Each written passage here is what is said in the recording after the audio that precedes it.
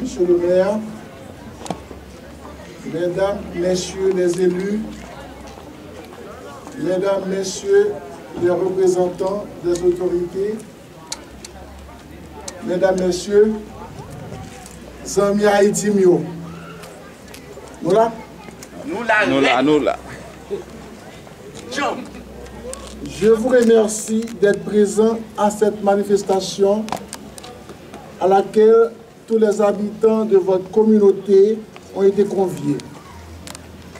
Vous savez le plaisir qui est le nôtre de pouvoir échapper le temps d'une journée aux obligations et aux contraintes du quotidien pour prendre le temps d'un moment de rencontre, de convivialité et de chaleur humaine.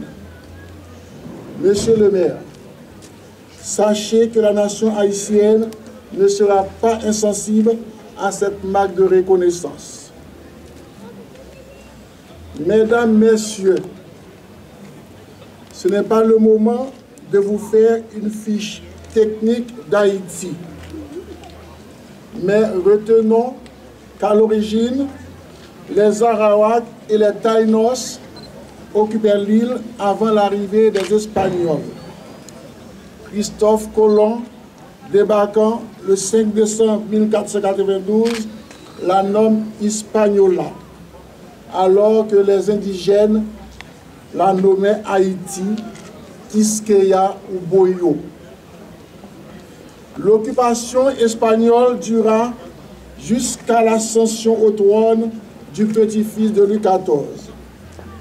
À la suite du traité de Ryswick 1967, les Espagnols renonçaient à contester la souveraineté de la France dans le tiers occidental de l'île, appelé Saint-Domingue.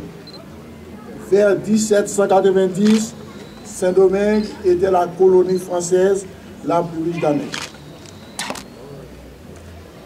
Mesdames, Messieurs, la Révolution française entraîne de graves bouleversements sociaux dans les petites Antilles comme à Saint-Domingue. Toussaint Louverture, nommé gouverneur par la France, après avoir rétabli la paix, rétablit la prospérité par des mesures audacieuses. Puis promulgue une constitution autonomiste suite à la bataille de Vertières menée par Jean-Jacques Dessalines, nous conduit à la déclaration d'indépendance le 1er janvier 1804. Haïti entre dans l'histoire comme étant la première république noire indépendante du monde. Nos braves soldats, nos héros ont compris l'importance de la France et surtout de la culture française, ont jugé bon de l'épargner et de conserver dans les rangs ceux qui veulent et peuvent être utiles à la jeune République. Jean-Jacques Dessalines en a passé les instructions et elles ont été respectées à la lettre. C'est pourquoi nos écrivains, nos poètes, plus particulièrement ceux de l'école romantique disaient « Nous avons été façonnés par des Occidentaux, la plupart de nos universités sont dirigées par des professeurs français, qu'on le veuille ou non, française est notre âme. » Les intellectuels haïtiens se sont tournés successivement vers la France et dans les traditions africaines pour puiser leur inspiration. Malgré l'indépendance, le français demeure la langue officielle avec le créole. Le 19e siècle voit naître une littérature presque exclusivement tournée vers Paris. Dans le roman haïtien, les deux langues cohabitent parfois, créant une écriture originale et nouvelle, propiciant à l'imaginaire développé dans le courant du réalisme. Récemment, lors de la 6e édition des Trophées des arts afro-caribéens, qui s'est déroulée le 12 septembre à Paris, Haïti a remporté 3 trophées. L'un est décerné au romancier Lionel Trouillot, les 2 autres à l'écrivain Victor et au cinéaste Antonin. Tout ceci, c'est pour vous montrer que la Haïti reste attachée non seulement à la France, mais aussi à la culture française. Par contre, jusqu'avant l'ordonnance du 17 avril 1825, Haïti n'a pas été accepté au Conseil des grandes nations. Avec la dite ordonnance, une nouvelle dimension du monde international se dessine à l'horizon.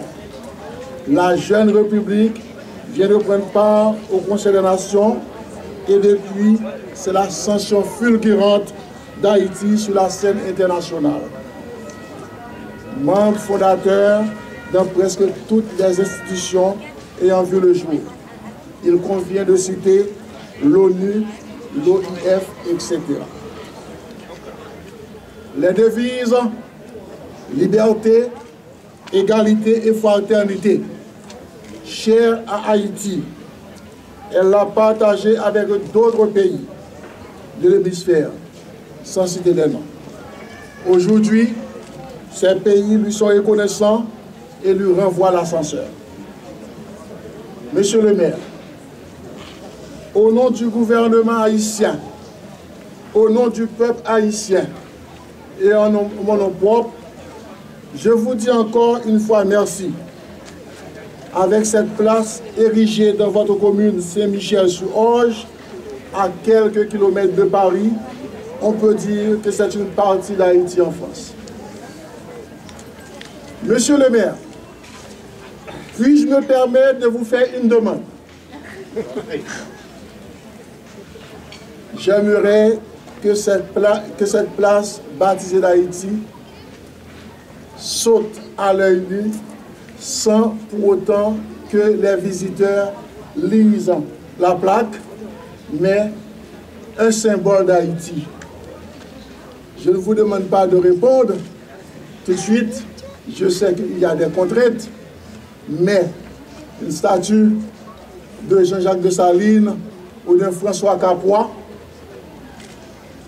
dit Capois la mort, d'autant plus que je viens d'entendre de la bouche de votre adjoint qu'il était en contact jeudi dernier avec un Haïtien en Haïti, à Port-de-Paix, la ville de naissance de Capois la mort. Je pense que vraiment cette demande n'est pas trop malvenue. Et en plus, je suis de Port-de-Paix. Haïti tout entière vous sera reconnaissante et